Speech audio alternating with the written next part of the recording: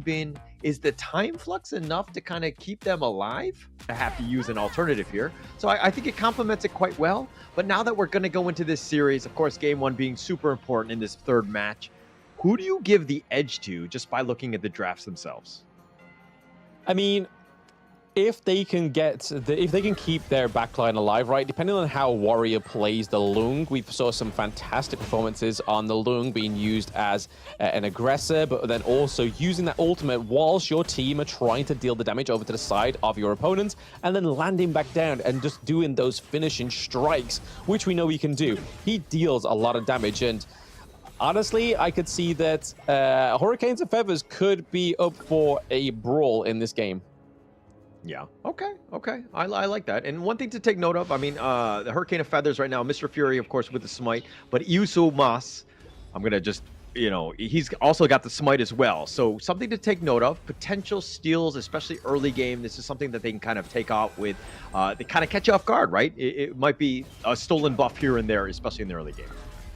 Yeah, we've got high expectations for this Zhongfei, right? We've had very aggressive rotations from Kashiba tier as well.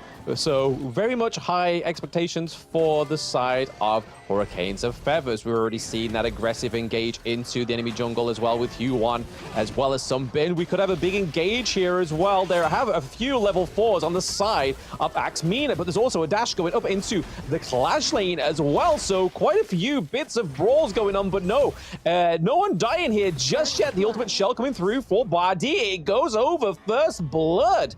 Great allocation there for Axe MENA. Yeah, good use of spells, just kind of understanding who was most vulnerable and out of position. Mr. Fury, unfortunately, was. He really had no chance at getting that Crimson Golem, so he got kind of caught out, right? So it's a situation where the rest of a Hurricane of Feathers, we'll just call him HOF from now, everybody was kind of getting out of dodge, and yet he was kind of sticking around, probably not where you want it to be. He was maybe going for the Unruly Blade escape, but unfortunately not able to do so. Axe with great control, and that's exactly what you want. Yes, and we can kind of see that Bardi and Giant have rotated up to the Clash lane just to make sure that Adam is able to get out of there alive, because we've already seen Wolf putting a lot of pressure onto the side of Axe MENA in that Clash lane. And rightfully so, because they lost their first blood over to the side of Axe MENA. It was the Lady Sun picking it up as well, being able to claim that Azure Golem from that first kill as well. So that's a great little Brucey bonus for you. Yeah, and it's not even 3 minutes, but we just see the game plan of Axe MENA, and the strategy has been successful for them. This is why they're there, and right in the sense that they're being very aggressive. Everything is contested by HOF. They're having a hard time even securing their own jungle. They've been forced away, and now they have to fight even for boards. Yes, there's the Unbridled Air Rage come through as well. 7M Dan may be getting caught out here. The CC does come through untargetable. The Unending Sorrow is placed there, keeping him alive. But we do see that Body is gone down, so it is a 2-2 trade so far. Half Wolf on the run, but goes down to Lady Jen. So overall, a great engage there from Axe MENA. A little bit messy, but still could be some on the cards here. Yeah, that's what you want. You want to get, a slight advantage. Yes, you got the 3 for 2. You'll take that any day of the week, especially early. But now they're contesting the Crimson. And again, HOF, look at how many resources. They have 4 members just to ensure that Mr. Fury gets this buff here. That's how, they're trying to secure their jungle and, almost like they're almost not really, feeling secure about securing their jungle. It's a little bit of a mental mind game, right? You're just making sure that they don't feel safe in their own spaces. And Axe MENA are doing this beautifully, but there we go.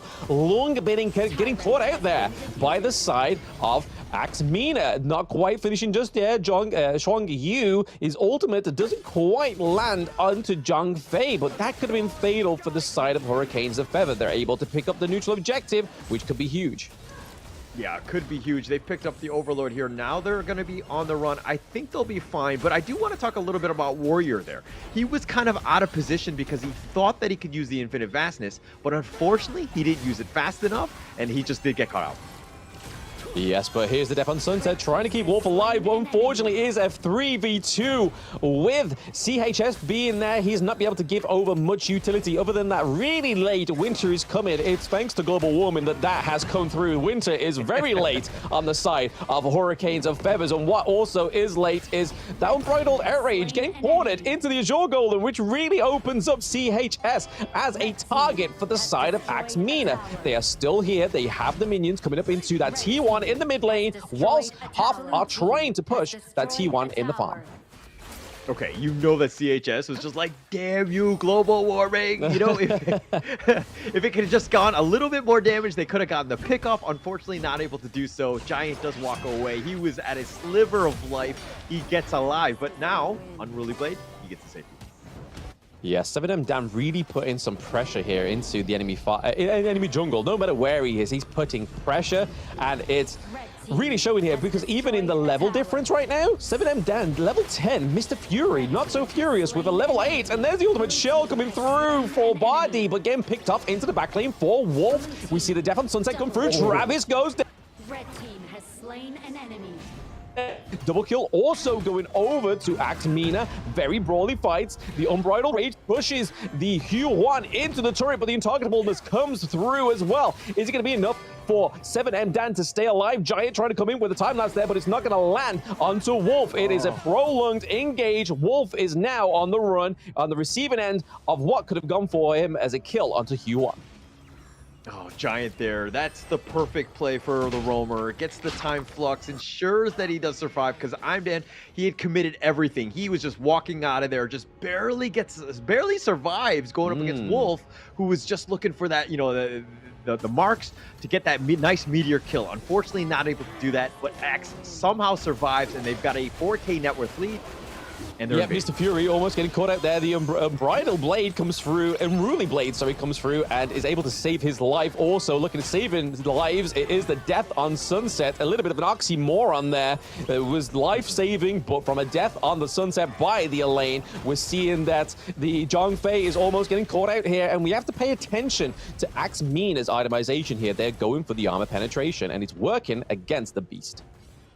Oh my gosh, Travis solo somehow survives, gets back to safety. But again, Axe playing their heroes to the limit, ensuring that they push everyone back. They take the mid T2, and this is looking to be a bit of a game for Axe as they're kind of controlling the tempo as well as the map here.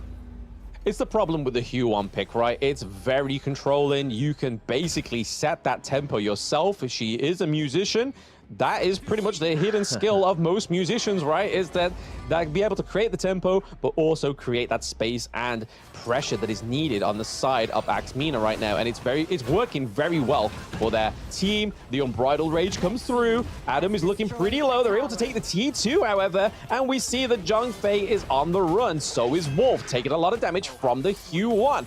There is a lot of skills being placed here. We do see the leap over the wall there, trying to just push them away, trying to give some space for Long. He's able to get a pick up onto Adam, but that is soon turned around. Mr. Fury is going down. Yeah, it's a 1-for-1. You know, Axe, I think, are happy to take that trade at the end of the day. You know, a body's still alive. You're able to push. You have other options, right? You're still invading the enemy jungle, but you were talking about Imdan and the Yuan just playing a lot of music. I mean, I don't mind musicians, and I do like the music that they play, but Yuan's music to me, it's not really music to my ears, if you know what I mean.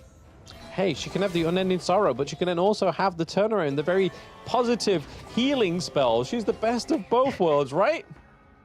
Yeah, but even the song, like the skill names, like Tragic Beauty, Mournful Tempo, Unending, everything's so sad, man. It's so negative, it's so emo. Hey, it's from the 90s. It's grunge, baby. It's grunge. But it looks like they've got the pick off onto Wolf. This is a good start for Axe. It looks like they're going to want to go more. Yeah, I mean, there is a potential for an engage here, right? They have the minions coming down in the farm lane, which could be crucial for this T2 in the farm lane. Chuangyu looking for the back line as well, trying to just get a pincer movement, and there we go. The knock into the wall is pretty huge here, but speaking of huge, we see Zhongfei transform into the beast with the Unbridled Outburst as well. A lot of damage going up at CHS. And speaking of damage, we are seeing the higher ground turret be taken down as well. We are potentially seeing Hurricanes of Feathers already pretty much pinned against that crystal, and there's nobody left other than Mr. Fury and CHS to kind of ride that out. Unfortunately for the side of Hurricanes of Feathers, MENA taking that first game one with a really swift, a very precise